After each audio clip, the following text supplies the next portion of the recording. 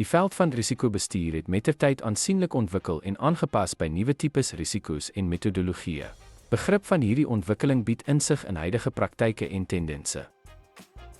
Vroeë risikobestuur het hoofsaaklik op finansiële en versekeringsverwante risiko's gefokus.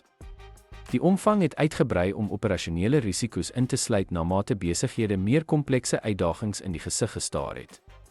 Tegnologiese vooruitgang het kubersekuriteit en databeskerming as kritieke fokusareas bekend gestel. Regulatoriese veranderinge het meer gestruktureerde en geformaliseerde risikobestuursbenaderings aangemoedig. Moderne raamwerke inkorporeer nou omgewings, sosiale en bestuurs-oorwegings. Toenemende globale interkonneksie het risikobestuur 'n fundamentele deel van strategiese beplanning gemaak. Die evolusie van risikobestuur weerspieël die veranderende landskap van sake en maatskaplike verwagtinge. Vandag se omvattende raamwerke spreek 'n wye reeks risiko's aan en demonstreer hoe die dissipline aangepas het om aan moderne behoeftes te voldoen.